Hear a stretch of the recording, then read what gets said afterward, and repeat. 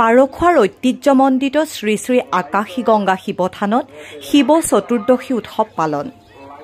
কাৰ্বি আংলং আৰু হোজাই জিলাৰ সীমান্তৱৰ্তী এলেকা পাৰখোৱাস্থিত ঐতিহ্যমণ্ডিত শ্ৰী শ্ৰী আকাশী গংগা শিৱথানত 5 দিনীয়া বৰ্ণাঢ্য কাৰ্যসূচীৰে পালন কৰা হৈছে মহাশিৱৰাত্ৰি।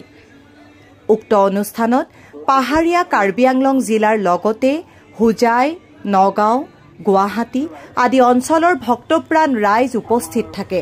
শনিবাৰে সন্ধিয়া ভাগত বিধায়ক জিতু গোস্বামী উপস্থিত হৈ সেৱা আগবঢ়ায়।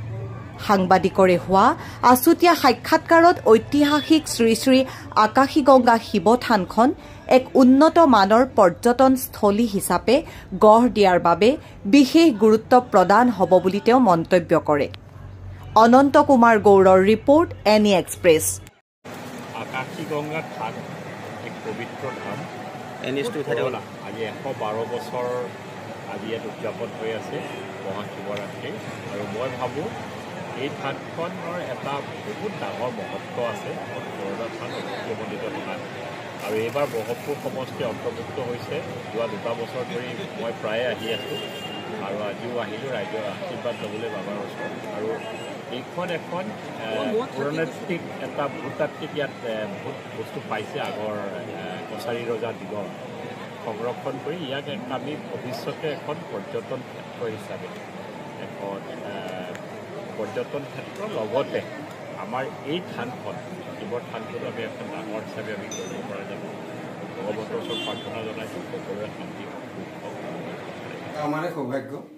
আপোনালোকে জানে 5 দিনীয়া কাৰ্যসূচী লৈ পেলাই আমি মহাশিৱ চতুৰ্দশী উৎসৱ উদযাপন কৰি আছোঁ। এবাৰ 112তম। গতিকে সমূহ ৰাইজে আহি দলে বলে যোগদান কৰিছে। আমি আনন্দিত হৈছোঁ আৰু আশা ৰাখিছোঁ আৰু আহক।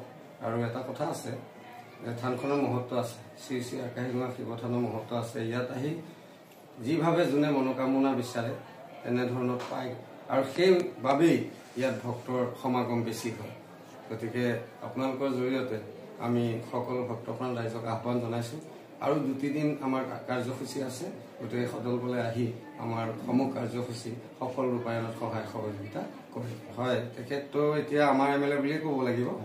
গতিকে তেখেত আহিছে, আহি চাইছে, আমাক উৎসাহ উদ্দীপনা দিছে। আৰু এই মেলাখন চলোৱাত মই বহলাই ক'বলৈ নাযাওঁ, কিন্তু তেওঁৰ বহুত কৃতিত্ব আছে। সেইকাৰণে তেখেতক কৃতজ্ঞতা স্বীকাৰ কৰিছোঁ আমি। আৰু আজি মই কৈছোঁ তেখেতক যে আকাশী গংগাখন এতিয়া আপোনাৰ। গতিকে আকাশী গংগাত কি লাগে কি নালাগে মই ক'বলগীয়া একো নাই। আপুনি নিজে মালিক। গতিকে আপুনি কি লাগে নালাগে সেইখিনি বিবেচনা কৰি আগবঢ়াই দি থাকিব। আৰু এটা দাবী দিছোঁ যে মই 3বাৰে CMক লগ কৰিলোঁ। তেতিয়াহ'লে আমাৰ অঞ্চলৰ ৰাইজ আৰু কমিটি ধন্যবাদ।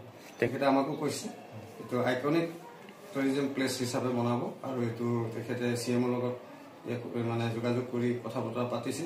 আৰু মই এজন বিশেষ ব্যক্তিৰ পৰা মই গম পাইছোঁ, তেওঁ মানে CMক কৈছিলে আকাশী গংগাৰ কথা। তেতিয়া কৈছে মই জিতু গোস্বামীক দায়িত্ব দিছোঁ। গতিকে জিতু গোস্বামীয়ে কৰিব আৰু মই যাম। আমাৰ সেইটোৱে আশীৰ্বাদ। আমি দিনে নিশাই কষ্ট কৰিছোঁ। আমাৰ ধৰি লওক আপোনাৰ 100 মানুহে কষ্ট কৰি আছে। গতিকে ৰাইজে দলে বলে আহি যোগদান দিছে, আমাক সহযোগিতা দিছে। তাৰ বাবে আমি ৰাইজক কৃতজ্ঞতা জ্ঞাপন কৰিছোঁ। আৰু সেয়ে আমি সৌভাগ্যৱান বুলি ভাবিছোঁ নিজকে। কিমান তাৰিখৰ পৰা কিমান তাৰিখলৈ আপোনালোকৰ কাৰ্য? আমাৰ 26ৰ পৰা 2 মাৰ্চলৈ। 26, 27, 28 আজি গৈ ৰখিছোঁ। অহা 2 মাৰ্চত আমাৰ শেষ হ'ব।